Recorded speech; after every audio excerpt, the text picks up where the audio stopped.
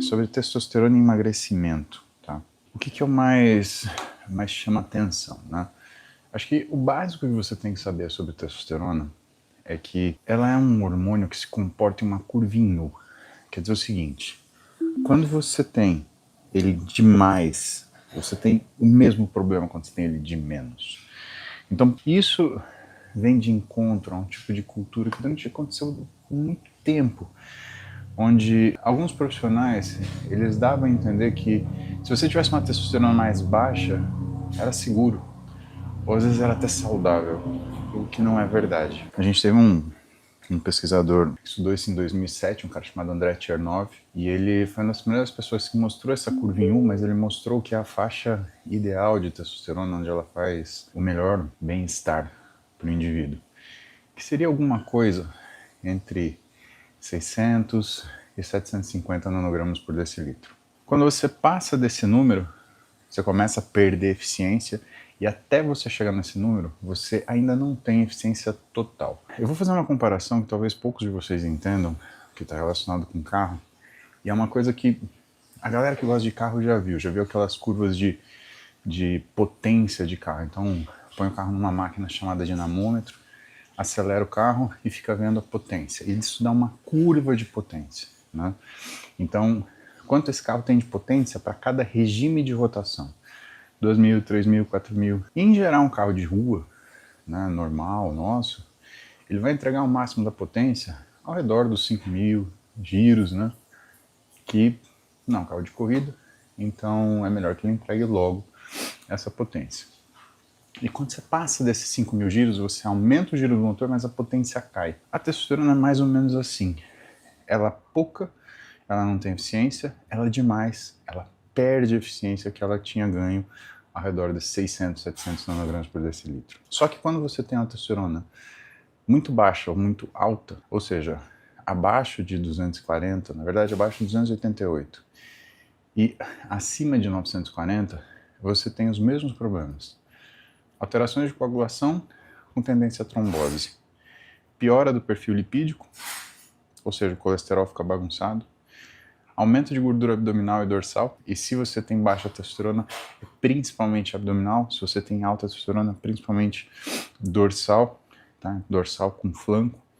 Então, o que eu falei, acho que antes de ontem para vocês, né? O excesso dificulta você conseguir emagrecer. Você fala, mas se eu tomar aí uma Durateston por semana, então, você ainda vai ter que lidar com um pico de testosterona que pode chegar, dependendo do indivíduo, até 2.200.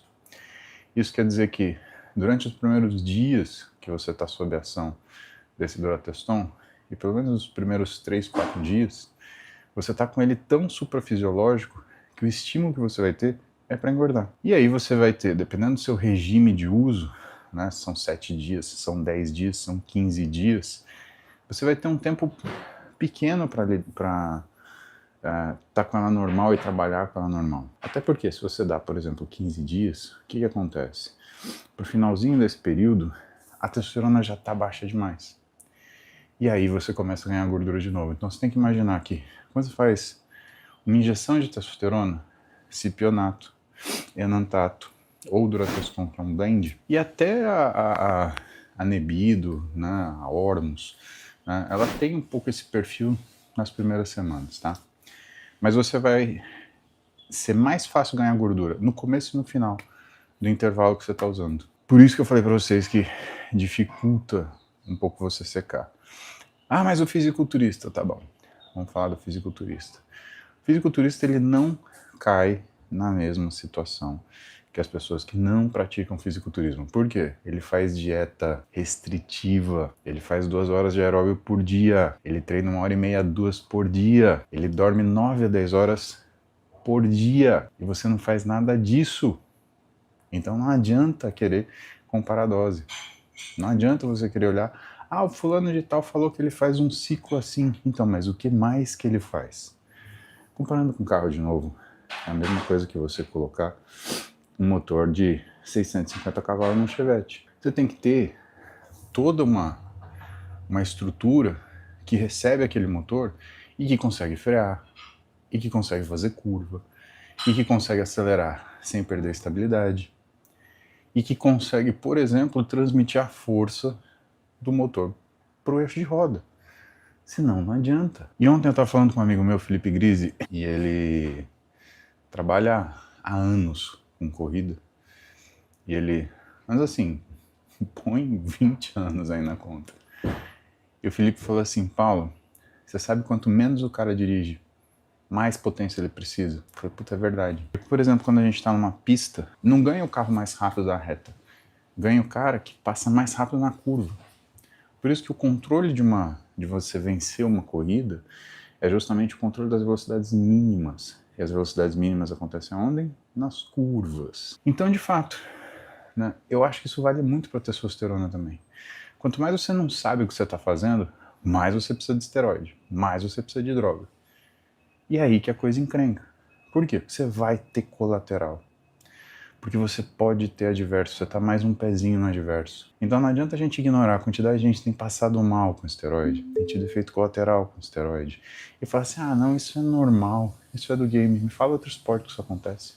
Não acontece no futebol, não acontece no tênis, não acontece no badminton, não acontece na natação. Eu não estou discutindo se os caras usam ou não usam esteroide nessas situações. O que eu estou discutindo é o seguinte, que outro esporte você escuta tanta gente que passa mal, que tem colateral, ou às vezes até que perde a vida. Então acho que está na hora de pôr a mão na consciência e falar, cara, será que eu estou sabendo o que eu estou fazendo? Ou será que eu estou só colocando coisa, a revelia, tentando achar um resultado mágico para compensar aquilo que eu realmente não faço? Quer dieta direito, quer treinar direito, quer ter uma orientação de um treinador para você saber se o que você está fazendo é realmente necessário ou se você está só queimando músculo. E eu sei, pessoal, que são palavras bem desagradáveis de ouvir, né? Porque não é que as pessoas querem fazer o certo, as pessoas querem fazer o que elas querem fazer, na hora que elas querem fazer, do jeito que elas querem fazer. E aí vem o chatão do pau no cuse e fala para elas, então, não é fácil assim. Né? Faz parte. Mas eu tenho que fazer a minha parte, você faz a sua, a gente senta. Se tiver maturidade, a gente discute. E paciência. Às vezes nem eu nem você temos muita paciência. Mas uma coisa você não pode negar. Eu não tô falando aqui pro teu mal. Eu tô falando pro teu bem. Eu tô falando porque é uma coisa que eu trabalho todo santo dia. É uma coisa que eu vivo.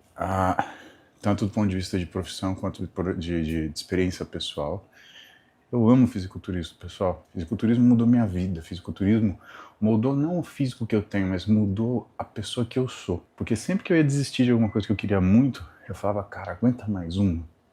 Igual no treino de musculação. Faz mais uma repetição. Sabe, eu comecei a treinar musculação, fazer musculo, que nem a gente falava. Eu tinha 11 anos de idade. Isso faz 36 anos. Isso é mais tempo do que a maioria de vocês tem de vida. E naquela época, eu já treinava com dor, eu já treinava machucado, eu já treinava cansado, eu já treinava com fome. E se fosse falar para vocês em relação à orientação, a gente não tinha nenhuma orientação. Então talvez nunca, na minha fase inicial de musculação, eu tenha treinado em condições perto das necessárias, não estou falando nem ideal, estou falando de condições necessárias para que isso aconteça. Hoje a gente tem essa internet, a gente fala para milhões de pessoas, milhares de pessoas, as pessoas ainda querem fazer o que elas querem, na hora que elas querem, do jeito que elas querem. E eu não estou falando do que eu falo para vocês, eu estou falando do quanto tem gente boa falando profissionalmente das coisas, do que é necessário fazer. Quantos nutricionistas, quantos treinadores. Gente, eu não consigo nem falar, porque só os que eu conheço são talvez dezenas.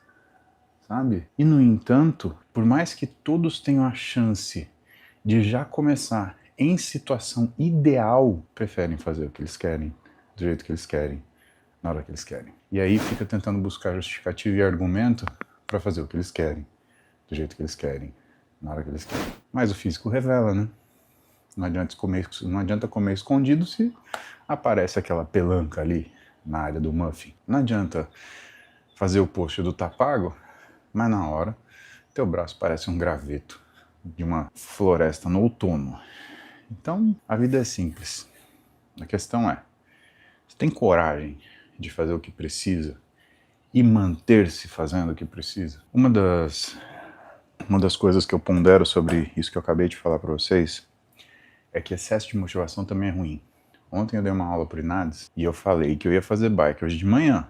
É bom que a galera que estava assistindo a aula esteja nessa live, porque senão eu vou lá e eu vou cancelar a presença. Por quê? Porque eu posso. Hum, hum, hum, hum. 6-7. Ai, que professor filho da puta. Não. Cada um com seus problemas. Mas o excesso de motivação também é ruim. E a aula que eu dei ontem pro pessoal do Inades, era uma aula sobre hipercortisolinemia subclínica, que é quando você vai pro excesso. Porque todo mundo começa a falar de quantidades necessárias. Mas quantas pessoas já sentaram com você e falaram das quantidades que são perniciosas? O quanto de restrição alimentar você faz? O quanto de treinamento você se impõe? Será que ele ainda é um treinamento? Ou será que ele é só um esforço? Então, tem uma frase que diz que na base das montanhas do Himalaia tá cheio de esqueleto de gente que em algum momento foram escaladores altamente motivados. E esse que é o problema com a motivação. Se você tem uma motivação sem compromisso, você não termina o que você faz. Se você tem um compromisso sem motivação, você nunca começa aquilo que você deseja. E é importante que vocês olhem essas duas coisas como coisas que precisam estar juntas, sempre. Por quê? O compromisso, ele modula o excesso também. E a motivação, ela modula o início. Então, quando você entende isso, a coisa fica mais fácil. Tá? Por isso que eu falei para vocês. Então, testosterona, pessoal, purinho. Excesso também é ruim, se você quer secar, tá bom? Ah, mas o fisiculturista. Outro. Lembrem assim, né, se for conveniente para vocês, aperta o botão de seguir aí. Eu tenho recebido algumas mensagens, não são muitas, de que precisou seguir mais de uma vez porque a plataforma derrubou. Eu recebi isso do Instagram e do YouTube. Pelo sim, pelo não, aperta o seguir aí. Garante que você vai estar comigo aqui todo dia, de manhã, às 7 da manhã. Estamos aqui fazendo cardio, trocando ideia para deixar o dia melhor. Combinado?